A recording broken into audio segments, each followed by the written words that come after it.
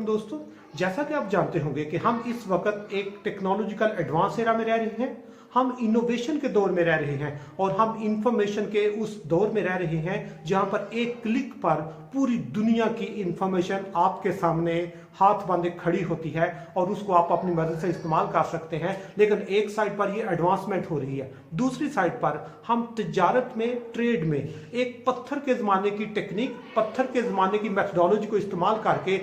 ये ऐलान कर रहे हैं कि हम तरक्की गेन कर सकेंगे, हम अपने लोगों को इसका फ़ायदा दे सकेंगे। मेरा मतलब बार्टर ट्रेड है। मतलब आप लोग जानते होंगे कि पिछले एक हफ्ते में पाकिस्तान में सबसे ज़्यादा इस पर डिस्कशन हो रही है कि पाकिस्तान, ईरान, अफगानिस्तान और रूस, इन चार ममालिक ने मिलकर बार्टर ट्रेड का एक नया एग्रीमेंट साइन किया है। और ये एग्रीमेंट पर हम बात करेंगे कि सबसे पहले बार्टर ट्रेड क्या होती है, दूसरे नंबर पर उससे इन चार ममालिक कौन सी चीज़ें ट्रेड करेंगे, तीसरे नंबर पर हम बात करेंगे कि जब इनके दरमियान ट्रेड होगी तो क्या पाकिस्तान में डॉलर की वैल्यू कम होगी या नहीं, पाकिस्तान में कीमतों पे उसका क्या असर पड़ेगा, और आखिर में क्या पाकिस्तान की इकोनॉमी इस बार्टर ट्रेड से सस्टेन होगी या नहीं। तो उस पर सबसे पहले ये बताता जाऊं कि बार्टर ट्रेड का मतलब होता है कि अशिया के बदले अशिया, और ये उस वक्त टेक्नोलॉजी से 100-200 साल पहले बार्टर ट्रेड होता था क्योंकि करेंसी नहीं थी। लेकिन करेंसी आने के बाद बार्टर ट्रेड खत्म हो गया, इसको पत्थर के जमाने का तिजारत कहते रहे हैं। लेकिन अब पिछले हफ्ते पूरे पाकिस्तान में ये इशू डिस्कस हो रहा है कि क्या पाकिस्तान, ईरान, अफगानिस्तान और रूस के दरमियान जो बार्टर ट्रेड का एग्रीमेंट हुआ है इससे कोई फायदा होगा या नहीं। तो उसमें सबसे पहले ये बताता जाऊं कि इन चार ममालिक ने जो एग्रीमेंट किया है ये बहुत खुशाइन है,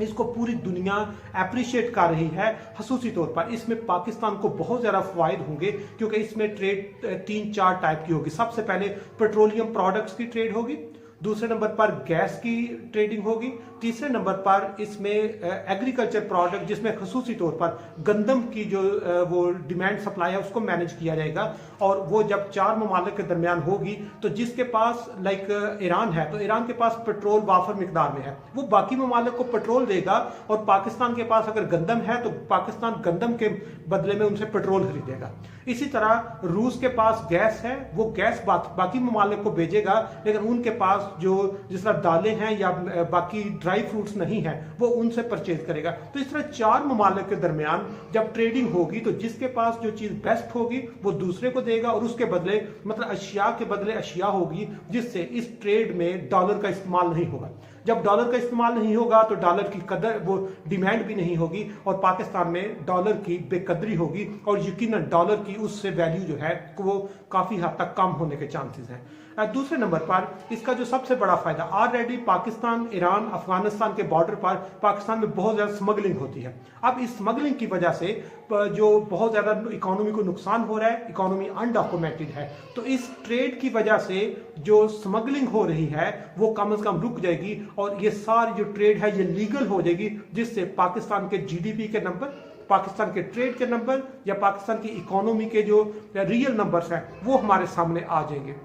क्योंकि ऑलरेडी पाकिस्तान में तकरीबन जो डीजल है वो 30 से 40% ईरान से आता है और वो सारा स्मगल होके आता है। जब ये डॉक्यूमेंट होगा तो इससे यकीनन बहुत सारे लोगों को इसका फायदा होगा। तीसरे नंबर पर जिस वक्त अशिया के बदले अशिया ट्रांसफर होगी तो डॉलर की कदर भी कम होगी, और उससे पाकिस्तान को जब बाकी ममालिक से सस्ती अशिया मिलेगी तो पाकिस्तान में चीज़ों की कीमतें भी काफ़ी हद तक कम होगी। और सबसे आखिर में कि क्या इससे इकोनॉमी को फ़ायदा होगा, तो उसमें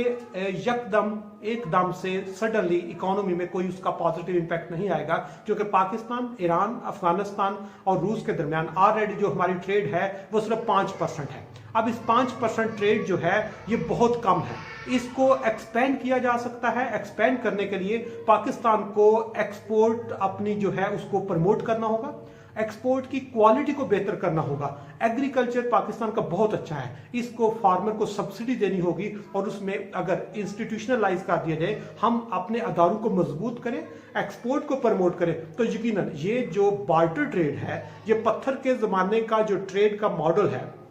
ये एडवांस एरा में आज के इनोवेशन के दौर में भी ये कामयाब हो सकता है। और उसकी कामयाबी में सिर्फ ये है कि हमारे अदारे हमारी जो प्रोडक्ट्स हैं उनको डेवलप करें, लोगों को, फार्मर को सपोर्ट करें, जो प्रोड्यूसर है उसको एक्सपोर्ट करें, और जो एक्सपोर्टर है उसकी अगर वो सपोर्ट करेंगे तो उससे यकीनन आने वाले दिनों में पाकिस्तान में जो ट्रेड डेफिसिट है वो भी काफी हद तक कम होके हमें IMF के चंगल से जान छूट सकती है। पाकिस्तान में जो डॉलर की वैल्यू है वो बहुत ज्यादा हो चुकी है, उसकी यकीनन बेकदरी होगी, जिससे पाकिस्तान में जो कर्जों का बोझ है वो काफी हद तक कम होगा। और तीसरे नंबर पर जिस तरह बताया कि अगर हम इस बार्टर ट्रेड को कामयाब करते हैं तो पाकिस्तान में अशिया की कीमतें बहुत कम होगी और अल्टीमेटली ये पाकिस्तान की इकोनॉमी के लिए फायदेमंद साबित हो सकता है।